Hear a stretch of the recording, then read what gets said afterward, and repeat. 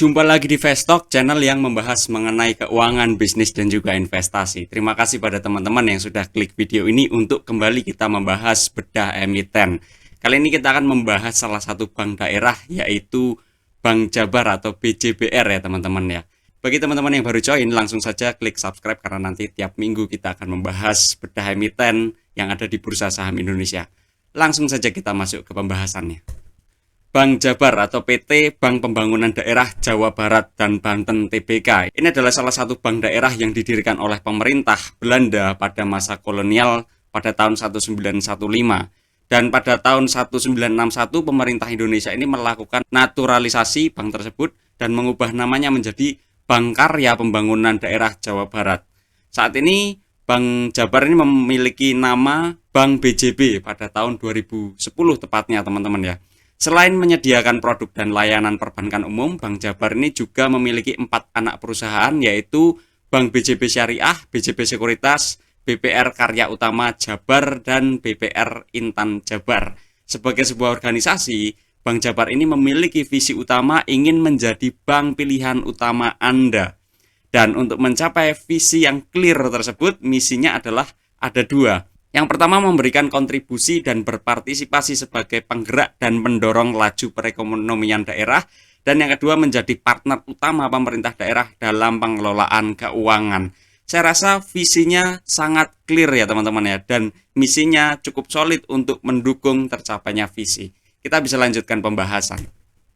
Pemilik dari perusahaan Bank Jabar sendiri tentu saja ini adalah pemerintah Provinsi Jawa Barat sebesar 38,52% ya teman-teman, dan juga ada pemerintah Provinsi Banten sekitar 4,95%, serta pemerintah kota dan kabupaten se-Jawa Barat sebesar 24,15%. Jadi ini seperti joinan gitu teman-teman.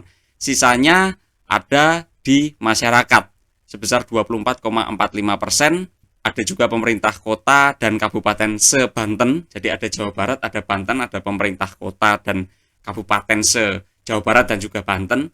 Yang mana ini kalau digabung ya totalnya termasuk di masyarakat ada 100%. Saham ini dibagi seri A dan juga seri B. Saham yang beredar di masyarakat itu adalah saham seri B. Saham seri A sendiri ini punya hak khusus dalam quorum kehadiran dan persetujuan pada pertama, pengangkatan, pemberhentian, persetujuan, pengunduran diri dari direksi dan dewan komisaris. Ini pada dasarnya seperti saham seri A dan seri B pada perusahaan BUMN ya teman-teman ya. Nanti teman-teman bisa cek detailnya.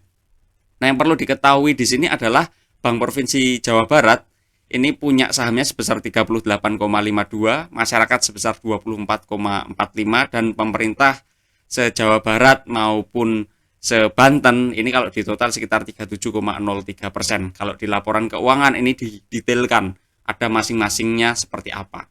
Kita bisa lanjutkan pembahasan. Di sini kita sudah tahu intinya dimiliki oleh pemerintah ya teman-teman ya. Struktur organisasi dari Bank Jabar teman-teman. Ini pada jajaran komisaris, Bapak Muhadi dan Tubagus sudah tidak lagi menjabat dan digantikan oleh Tomsi Thohir dan Rudi Kusmayadi. Ini pada kuartal 3 2023 dibandingkan dengan kuartal 4 2022. Jadi perbedaannya di situ. Sedangkan susunan kepengurusan lainnya tidak ada perubahan teman-teman. Jadi kita bisa ketahui bahwasannya Dewan Komisaris, Komisaris Utama sekaligus Komisaris Independen ini adalah Bapak Farid Rahman, dan Direktur Utamanya adalah Bapak Yudi Renaldi, yang mana dari kuartal 4 2022 dan kuartal 3 2023 ini tidak ada perbedaan, masih sama posisinya. Kita masuk ke pembahasannya. Disclaimer-nya adalah teman-teman perlu cek juga jajaran komisaris dan juga direktur lainnya supaya mendapatkan gambaran yang solid. Di sini kita bantu sampling ya teman-teman ya. Untuk Bapak Farid Rahman, ini lahir di Jakarta, beliau WNI usia 64 tahun dan saat ini domisili di Bandung. Menjadi komisaris utama ini sejak 2019.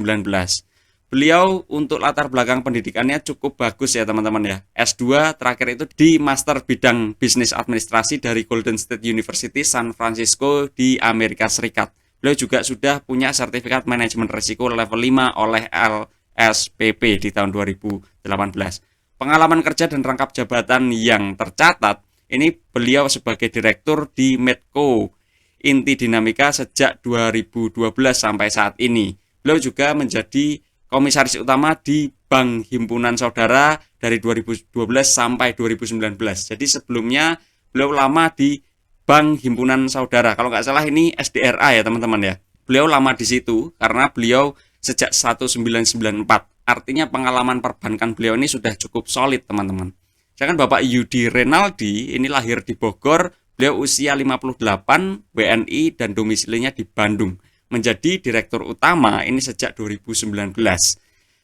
Untuk latar belakang pendidikannya juga cukup bagus. Terakhir beliau di S2 Master Bidang Manajemen di STIE IPWI Jakarta tahun 2000. Beliau juga sudah punya sertifikasi manajemen risiko level 5 oleh IBI dan LSPP tahun 2019. Pengalaman kerja dan rangkap jabatan, ini beliau pernah di Senior Eksekutif Vice President Remedial dan Recovery Bank BNI serta Group Head Subsidiaries dari Manajemen Bank Mandiri. Yang kita menjadi garis bawah adalah Bapak Farid memiliki pengalaman di sektor bank ini lebih dari 30 tahun. Dari pengalaman kerja yang ditampilkan Bapak Yudi telah bekerja ini di sektor perbankan lebih dari 8 tahun. Tapi tentu saja harusnya ini lebih dari ini karena kita dapatkan informasinya ini cukup terbatas. Jadi yang kita sampaikan seperti ini. Dan Bapak Farid maupun Bapak Yudi memiliki latar belakang pendidikan yang cemerlang teman-teman. Kita lanjutkan pembahasan teman-teman. Kita membahas mengenai bisnis model utama dari Bank Jabar, yang mana ini sebetulnya bisnis modelnya mirip seperti perbankan pada umumnya teman-teman ya. Bank ini memiliki nasabah yang menitipkan uangnya dalam bentuk uang tabungan maupun deposito segala macam, lalu dari situ disalurkan menjadi kredit dan pinjaman lainnya. Nah, sehingga dari situ nasabah akan memperoleh bunga maupun akan dikenakan biaya administrasi. Dari bank juga akan memperoleh biaya jasa maupun bunga dari debitur dan konsumen bank tersebut. Nah, Bank Jabar menjalankan bisnis utamanya dengan menghimpun dana dari masyarakat ya. Dan bank ini membantu dalam mendorong terciptanya pertumbuhan ekonomi daerah. Memegang kas dan mengelola keuangan daerah juga sebagai salah satu sumber pendapatan asli daerah. Ini sebetulnya keunggulan dari bank daerah teman-teman.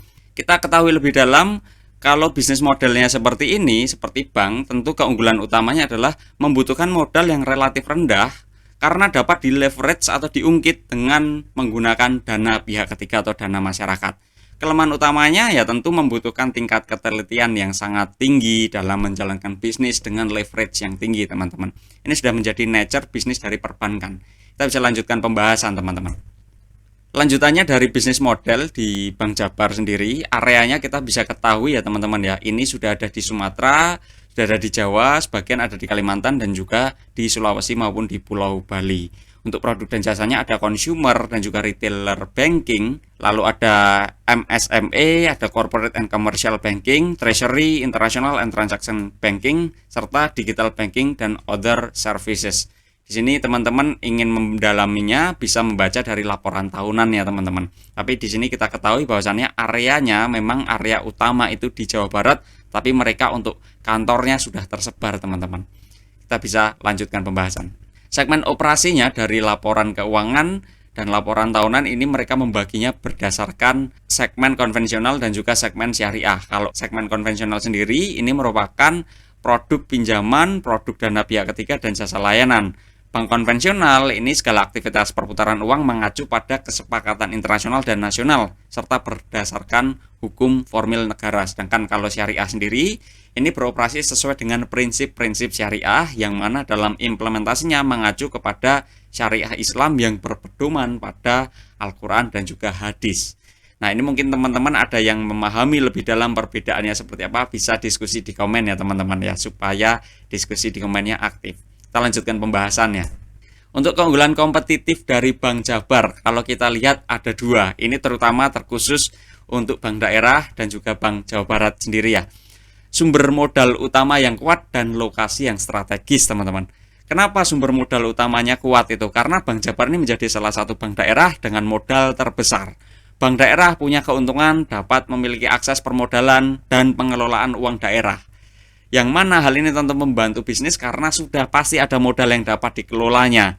Dengan pengelolaan yang tepat, seharusnya bank daerah dapat tumbuh dengan lebih baik karena modalnya sudah pasti ada. Beda seperti bank swasta yang harus membangun brand image-nya masing-masing ya teman-teman ya. Kalau bank daerah ini mengelola uang dari pemerintah daerah. Nah, ini harusnya bisa tumbuh dengan lebih baik. Selain itu, Bank Jabar juga berada di area Jawa Barat yang mana menjadi top 5 provinsi dengan PDRB tertinggi di Indonesia.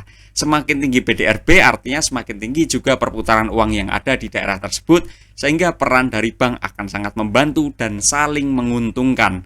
Ini yang menjadi keunggulan kompetitif dari Bank Jabar. Kenapa Bank Jateng tidak sebesar Bank Jawa Barat atau bank daerah lainnya? Kenapa Bank Jabar yang paling besar gitu ya? Ya ini karena PDRB-nya salah satu yang tertinggi di Indonesia. Ini masuk top 5-nya. Kita bisa lanjutkan pembahasan teman-teman. Kita informasikan bahwasanya kita punya program namanya YouTube Membership Fast Di sini teman-teman bisa menikmati bedah emiten 2 video per minggu, yang mana 1 video per minggu itu dari video original yang kita tampilkan seperti sekarang, dan 1 video lagi ini untuk teman-teman Membership Fast Sehingga dengan ini teman-teman YouTube Membership Fast ini bisa memperoleh 2 video per minggu, artinya bisa lebih cepat dan lebih mudah dalam memahami bursa saham. Nah, lalu bedanya apa? Bedanya adalah kalau di YouTube Membership Fast ini kita susun berdasarkan analisis top down yang sudah kita lakukan, sehingga bisa dicermati dengan prioritas lebih tinggi karena punya fundamental perusahaan yang bagus dan harganya masih relatif considering untuk bisa diakumulasi. Sedangkan kalau di YouTube original kita, playlist yang pada umumnya bedah emiten ini berdasarkan request ya teman-teman ya. Nah, bagaimana cara bergabungnya? Langsung saja masuk ke channel kami, klik gabung, di situ langsung bisa melakukan pembayaran. Sampai bertemu di YouTube Membership Fast teman-teman. Kita lanjutkan pembahasan. Untuk dari sisi neraca teman-teman ya, kita lihat neraca dari Bank Jabar, kita bisa ketahui bahwasanya total aset pertumbuhannya ini sangat predictable sekali, dan kita informasikan bahwasanya aset lancar dan aset tidak lancar ini bersifat estimasi ya teman-teman, karena ini sudah menjadi nature bisnis dari bisnis perbankan. Ini bisa berubah sewaktu-waktu, sehingga ini sifatnya estimasi. Komponen aset paling dominan itu berupa kredit, sudah pasti, sudah jelas. Kredit ini berupa kredit kepada pihak berelasi maupun kepada pihak ketiga, yang mana ini sekitar 65,05% dari total aset. Dan total aset hanya sekitar 29%-an saja yang dapat dicairkan kurang dari 1 tahun. Artinya ini yang menjadi current aset di sini ya, ini sekitar 52 triliun. Ini sekitar 29, katakanlah 30% dari total asetnya. Nah, kita bandingkan dengan neraca dari sisi yang satunya. Kita bandingkan dari ekuitas, utang jangka pendek dan juga utang jangka panjang. Yang mana dana pihak ketiga ini dihitung hutang ya, karena bukan uang dari bank sendiri. Dan sifatnya masih sama, hutang jangka pendek dan hutang jangka panjang ini bersifat estimasi karena sudah menjadi nature bisnis dari bank, bisa berubah sewaktu-waktu. Nah, sekitar 79,94, katakanlah 80% ya, dari total aset ini berupa utang jangka pendek, yang mana ini dikarenakan karena casa atau tabungan dan giro dari Bank Jabar itu sekitar 29% dari total aset. Semakin tinggi casa, harusnya memang profitabilitas bisnis ini dapat lebih baik, karena ini pinjaman dana murah ya statusnya ya. Tapi di luar dari casa, perbedaan aset lancar dan juga hutang jangka pendeknya ini sangat tinggi teman-teman. Jadi hutang jangka pendek di sini kan sekitar 143 triliun, sedangkan tadi current asetnya hanya 52 triliun saja. Artinya ada risiko ketidakseimbangan arus kas. Artinya kalau nasabah itu mengambil uangnya dengan cepat, dengan masif, bisa terjadi bank run, walaupun risikonya sangat kecil ya teman-teman ya. Tapi kita bisa ketahui bahwasannya posisi neraca itu sebetulnya tidak balance, karena posisi aset lancarnya itu jauh lebih kecil dibandingkan utang jangka pendeknya. Teman-teman bisa bandingkan juga dengan bank seperti BCA atau bank lainnya. Kita bisa lihat di sini signifikan sekali perbedaannya. Ini yang perlu di-note kalau teman-teman memiliki saham Bank Jabar ya teman-teman ya. Kita bisa lanjutkan pembahasan. Dari laporan laba rugi, kita lihat revenue, operating profit, dan juga net profit. Rata-rata pertumbuhan revenue sekitar 5,59% per tahun ini dalam 10-11 tahun terakhir, yang mana rata-rata pertumbuhan aset ini lebih tinggi, sekitar 9,71% per tahun. Artinya, Bank Jabar memperoleh aset itu lebih cepat dibandingkan Bank Jabar memperoleh revenue. Ini yang perlu diketahui juga. Dan rata-rata pertumbuhan laba operasi sekitar 2,82%, dan rata-rata pertumbuhan laba bersih ini sekitar 3,37% per tahunnya. Artinya adalah ada ketidakefisienan karena pertumbuhan aset itu lebih cepat dibandingkan pertumbuhan revenue. Yang perlu di-note lagi adalah pertumbuhan revenue ini masih lebih cepat dibandingkan pertumbuhan laba bersihnya. Ini yang menjadi catatan bagi Bank Jabar. Kita bisa lanjutkan pembahasan. Kontribusi pendapatan memang masih disokong oleh segmen konvensional, sudah jelas ya, ini sekitar 93,90%. Sedangkan rata-rata pertumbuhan segmen konvensional maupun syariah itu tidak terlalu signifikan perbedaannya di range 5-6%-an per tahun ya teman-teman. Artinya sebetulnya pertumbuhan konvensional maupun syariah ya kurang lebih sama lah di range 5-6%-an. Kita lanjutkan pembahasan kontribusi laba periode berjalan. Hal yang sama juga pada laba periode berjalan, dominasinya masih pada segmen konvensional. Segmen syariah sendiri sempat rugi di 2016 dan 2017. Tapi rata-rata pertumbuhan laba periode berjalan ini pada segmen syariah lebih tinggi, yaitu sekitar 7%-an per tahun ya, dibandingkan segmen konvensional itu hanya sekitar 2,82% per tahun.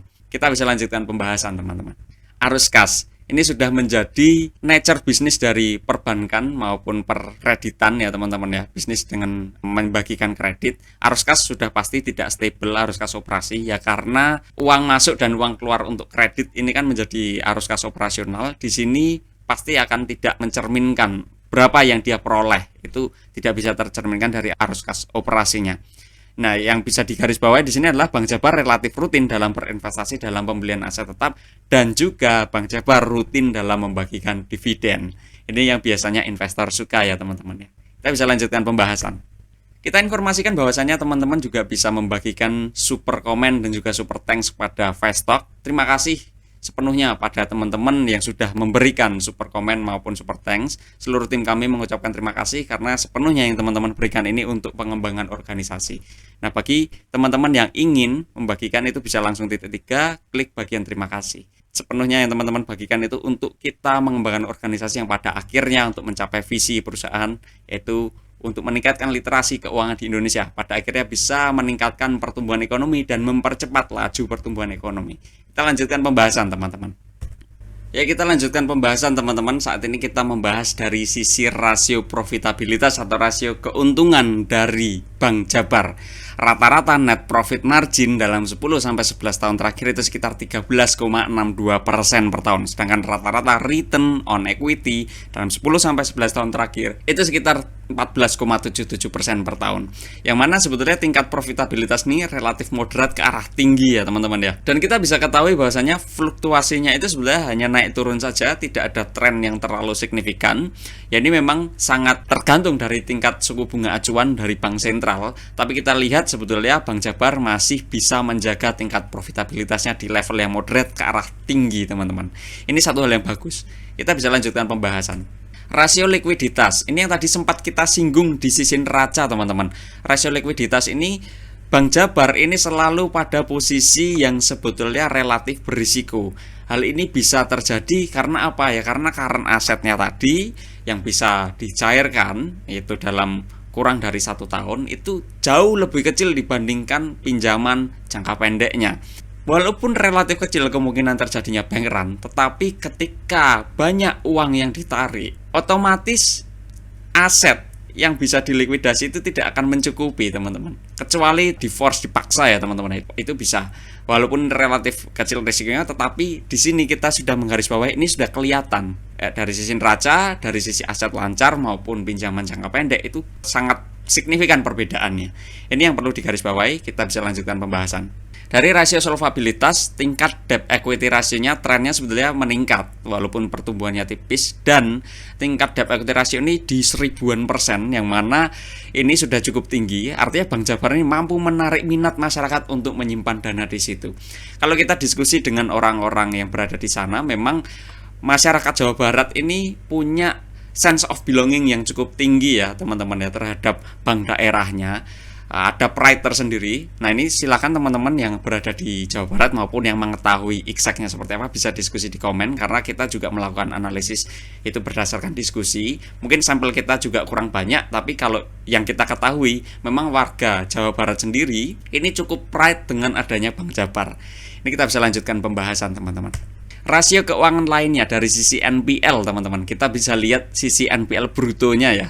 Ini satu hal yang bagus dari Bank Jabar, bahwasannya NPL dari Bank Jabar itu relatif terjaga di bawah 2%.